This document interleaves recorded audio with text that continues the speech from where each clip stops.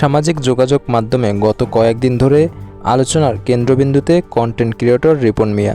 একদিকে টেলিভিশন প্রতিবেদনে উঠে আসা মা বাবাকে অবহেলার অভিযোগ, অন্যদিকে ছড়িয়ে পড়া এক আবেগঘন ভিডিও। এই দুই বিপরীত চিত্র যেন মুহূর্তেই বদলে দিল বিতর্কের মোড়। এর মধ্যে অনেকের মনেই প্রশ্ন যাচ্ছে, প্রতি মাসে রিপন মিয়ার আয় কত? যা জানা গেল তাই জানাবো এই ভিডিওর মাধ্যমে। জনপ্রিয় এই কন্টেন্ট নির্মাতা বর্তমানে স্ত্রী সন্তান নিয়ে আলাদা বসবাস করছেন এবং মা বাবার খরচ বহন করেন না। তার মায়ের কণ্ঠে উঠে এসেছে অভিমান, খুব কষ্ট করে মানুষ করছি, এখন পরিচয় দেয় না।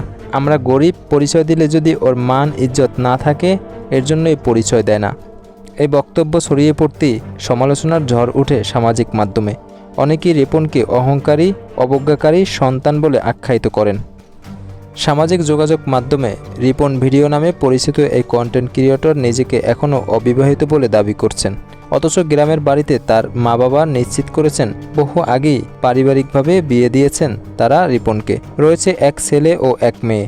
রিপন মিয়ার এসব বিষয় নিয়ে কন্টেন্ট ক্রিয়েটর রাহিদ রনি জানান, রিপন মিয়া বিবাহিত, 12 বছর আগে বিয়ে করেন।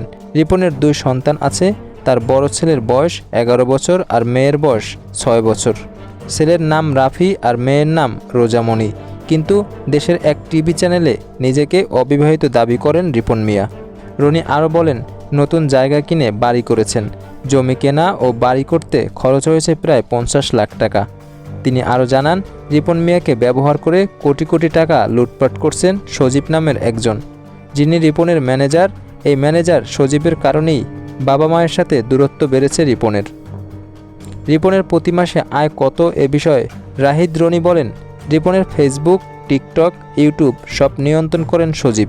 সব মাধ্যম থেকে আয় ও স্পন্সর বাবদ গড়ে 3 লাখ টাকা আয় করেন রিপন। কোনো মাসে 10 লাখের বেশি আয় হয়। এই আয় থেকে রিপন পান মাত্র 10 ভাগ, আর বাকি টাকা যায় সজীবের পকেটে। এই ঘটনার পরিপ্রেক্ষিতে সামাজিক মাধ্যমে চলছে আলোচনা সমালোচনা।